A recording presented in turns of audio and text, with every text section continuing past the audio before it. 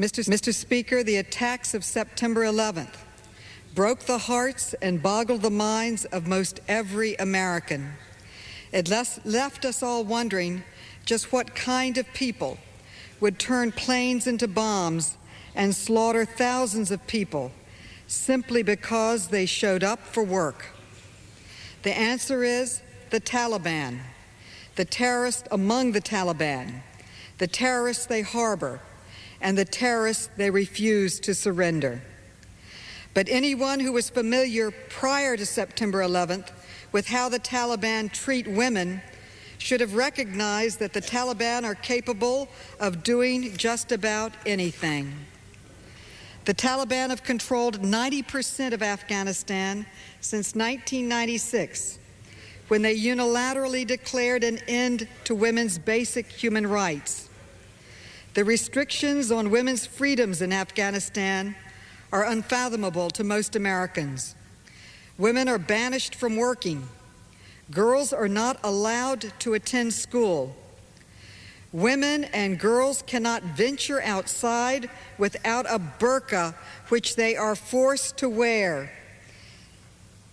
It's an expensive, heavy, cumbersome garment which covers the entire body, and it includes a mesh panel covering the eyes.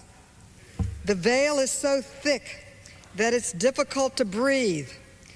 The little mesh opening for the eyes makes it extremely difficult to even cross the road. Women must be escorted by a male relative to be allowed to leave their homes. Women are not allowed to seek health care from male doctors, even in emergency situations. Female doctors and nurses are not permitted to work, so women and girls are dying from treatable illnesses. An Afghan woman dies in childbirth every 30 seconds. Violate the Taliban's draconian strictures deliberately or accidentally, and you will pay dearly, sometimes with your life. Women who trip while crossing the road and show their face or ankles risk being beaten, arrested, or even executed. A 16-year-old girl was stoned to death because she went out in public with a man who was not her family member. A woman who was teaching children in her home was also stoned to death in front of her husband, her children, and her female students. An elderly woman was beaten and suffered a broken leg because she exposed her ankle in public. These atrocities are real, and the economic consequences for women are just as severe. They can't earn money because they're not allowed to work. Since they have no means of supporting themselves, many Afghan widows have no income at all. Unless they have a close male family member, they have no access to society or food for their families and themselves. Let's be clear. We are at war with the Taliban, strictly because they're harboring Osama bin Laden and because they are involved in terrorism against the United States.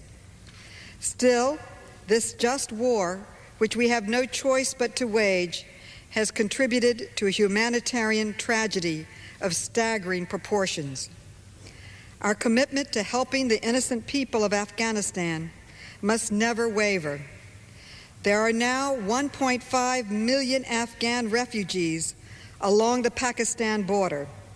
More than half of them are women. 66,000 are pregnant. Winter is imminent. I salute the Bush administration for balancing war with compassion, for dropping food as well as bombs.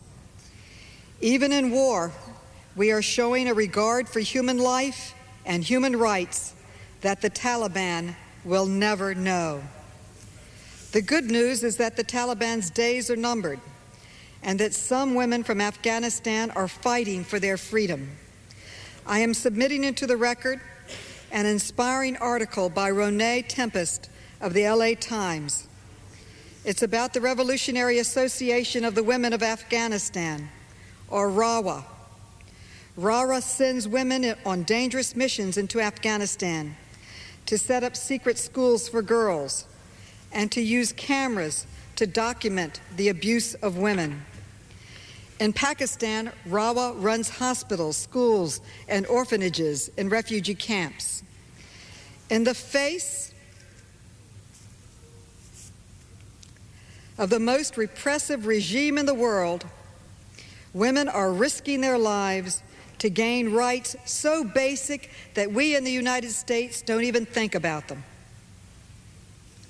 Well, this is a night to think about them and to express solidarity with our persecuted sisters in Afghanistan. We will continue to send humanitarian aid. We will continue to battle the Taliban.